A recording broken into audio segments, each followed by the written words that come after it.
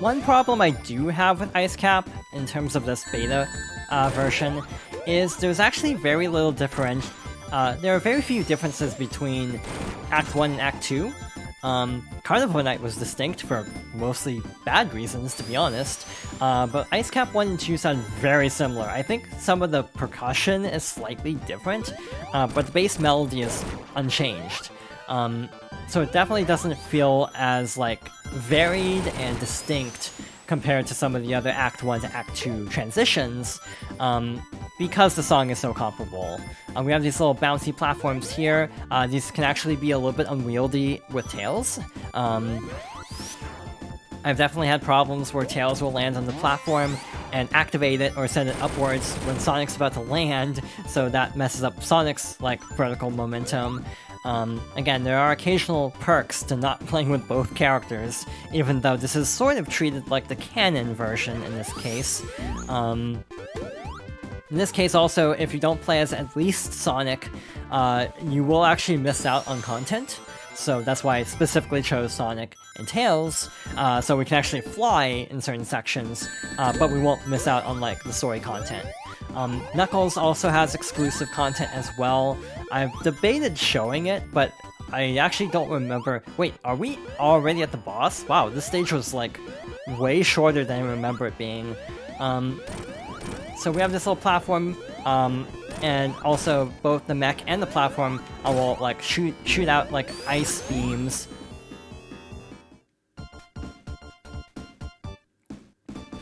Also can crush us, apparently. So that's great. But again, I always wonder when things like that happen, of like, is this a Sonic Origins retro engine problem? Because I don't know the game well enough to actually know how common that kind of problem would be in the original. Like Sonic 2, a lot of issues in that I almost feel like I can kind of pinpoint very easily. But a lot of issues in this game, I'm kind of like, I don't really know.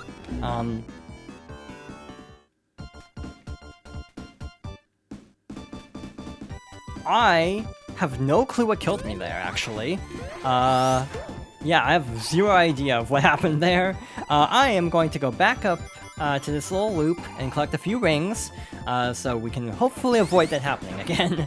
But again, crushing is insta-kill even if you have rings, so it's definitely not super helpful, but better than nothing. Also worth mentioning, those spiked enemies, yeah, use the insta-shield. It helps a lot to speed up encounters that you don't have to, like, wait around for because of having to, like, avoid spikes. It seems to, like, go back and forth, like, from the Eggmobile to, like, the sideways platforms. Okay, that exhaust also freezes. But still, I don't know what killed me there. I have zero idea of what happened.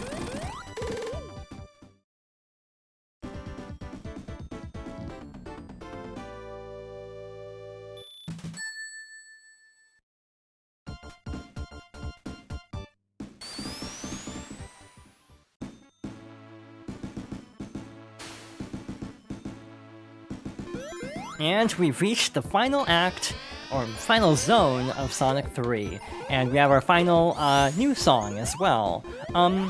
Again, Launch Base doesn't fare as badly as Carnival Night, thankfully, but I also, to tell the truth, I never really liked the song originally, so I don't really mind the change. Like, if you were to ask me which I prefer, I might actually say the beta version, just because I really don't care about the Genesis version of Launch Base, specifically. Like Carnival Night, again, it's a little bit different because of the version used in this game being so, like, off from what I was expecting. But, like, for Ice Cap, it's definitely an easy win for Genesis, and for this, I would also say I kind of prefer the song. I almost feel like tonally, though, some of the beta songs don't match as well as some of the final songs. Like Ice Cap has a slightly more, like, I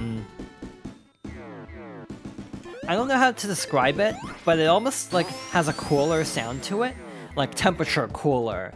Like, the beta Ice Cap and the one in this collection almost feels too peppy and, like, too warm sounding for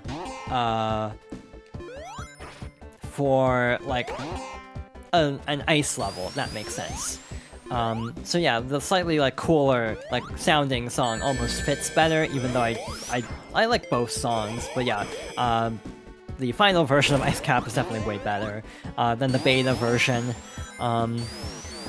Yeah, it is definitely an interesting discussion of like, is it worth losing out on the iconic songs if it means being able to preserve this game in this collection? I've seen very mixed opinions on this topic, but in general, I am glad to finally be able to play this game in widescreen, though to be fair, there are also like fan-made methods for this too, like there's a lot of like fan conversions of Sonic 3 to be widescreen and include some of the other content, which we'll be seeing shortly actually. There's actually a boss that is missing in Sonic 3 if you're playing Locked On, that has actually been restored in this collection, but again, it's almost a case of it's not quite as novel as it would be if there weren't like fan projects that also reinstated this content. So yeah, it's definitely a case where a lot of fan projects have definitely made this collection feel a little bit weaker in some regards in terms of like novelty. Like if there weren't all the fan projects of like, let's make Sonic 3 widescreen, it definitely would have been cooler to have, but I still think it is still cool to have like an official version of Sonic 3 in widescreen, not like a fan conversion, if that makes sense. I don't like launch base, by the way. I don't know if I mentioned that yet. I always get really turned around, specifically in Act 2. So yeah, this isn't going great, to be honest.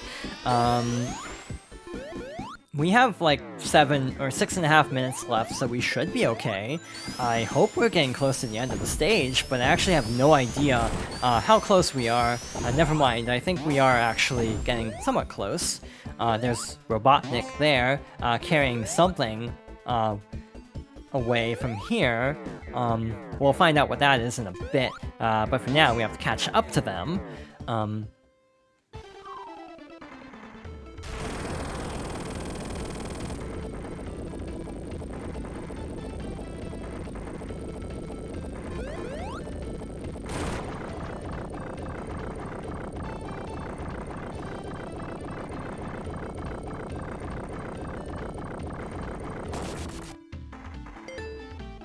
Knuckles' methods to stop us have definitely escalated a bit, from like pressing switches to like drop bridges to throwing a bomb at us, but we have these little things here.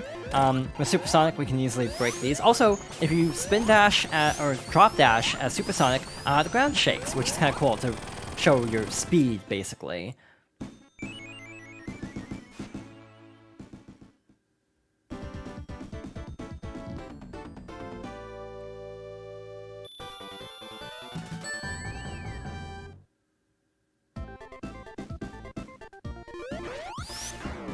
And here we are, the final act of Sonic the Hedgehog 3, specifically. But again, we still have Sonic and Knuckles to go through after this. This is like the longest 2D Sonic game so far. Longest one in this collection, easily.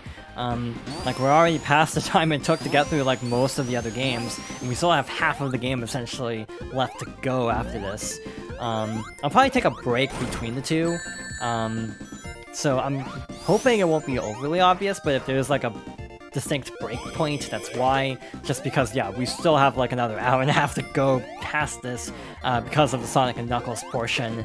Yeah, I've kind of debated how to approach the Knuckles content, because that would kind of necessitate a second playthrough. And I'm not sure if I really want to play the game twice, like back to back, especially since a lot of the content won't be overly different between the two, but there will be some subtle changes, so maybe it's something I'll consider showing off like in a future Let's Play, like revisiting this game and going through the Knuckles content, or like maybe a one-off or something. But yeah, there are definitely some interesting differences between the two that I think are worth like highlighting. Like, they have different pathways, there are certain like structures that Knuckles can break through to access like shortcuts that Sonic and Tails can't go through, and as a result, he can actually find specific rings that are exclusive to him.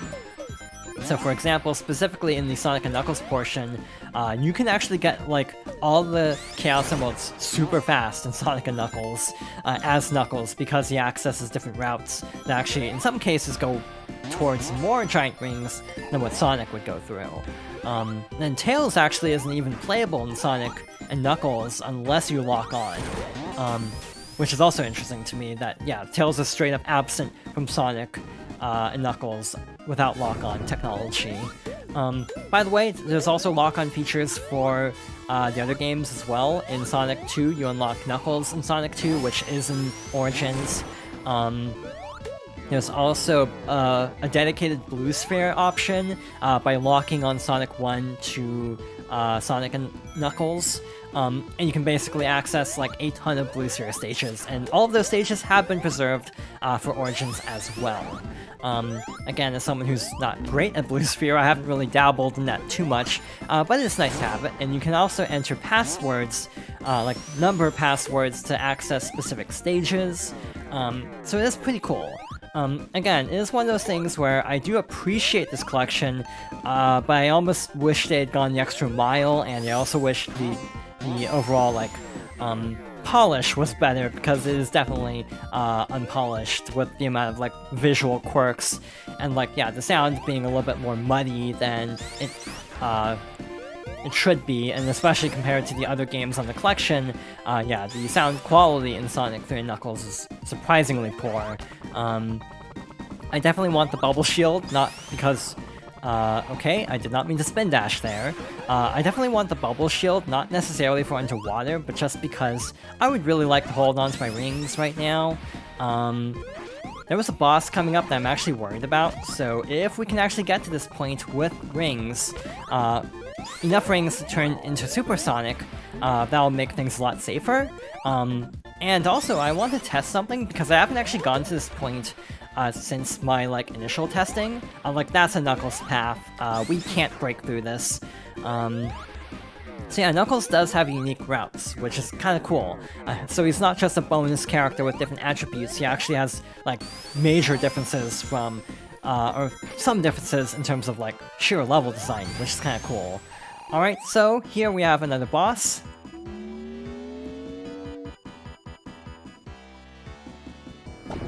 This little platform will raise up and launch a projectile at us. It will alternate firing above and below. So yeah, you basically have to time this. This isn't too bad, but I am trying to be a little bit careful to avoid losing the bubble shield, because I would like to hang on to this for something coming up after this. That was, yeah, I completely lost track of, like, the cycle, and that's really bad losing rings, but we'll try to make do. We should almost be done with this. There we go.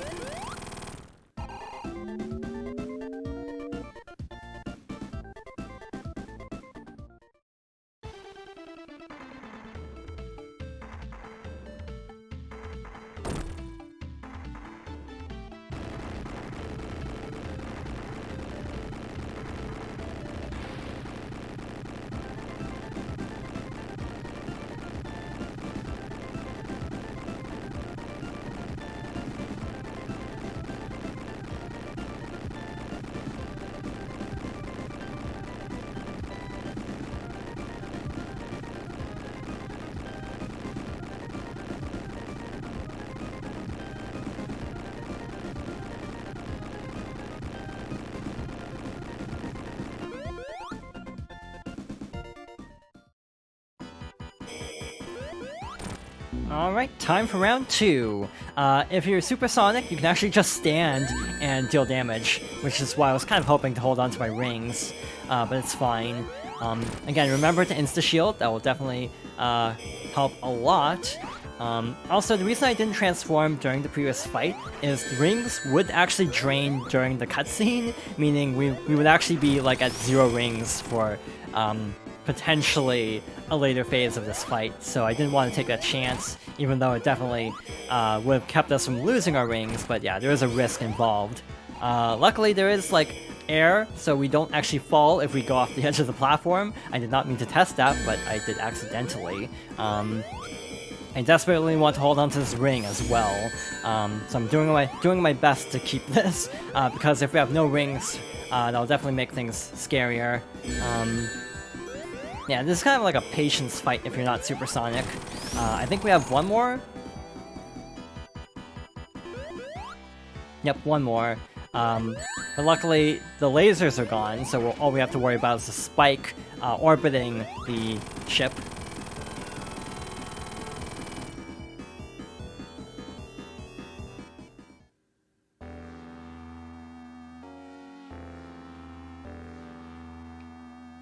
But it's not over yet. This is Big Arm, the original final boss of Sonic 3, and just Sonic 3, not Locked On.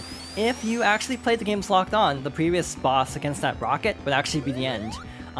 One interesting quirk in this fight is if Big Arm performs a specific grab attack, he can actually knock Supersonic out of his super form.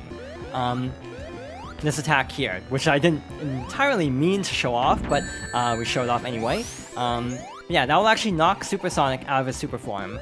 But I've actually discovered in this version, at least at launch, it was actually glitched, so it didn't actually work as intended. I don't know if the patch fixed that part, and now we can't really test it easily because we lost all our rings. I think this boss takes 12 hits, which makes sense for a final boss, even though this actually technically isn't the final boss now.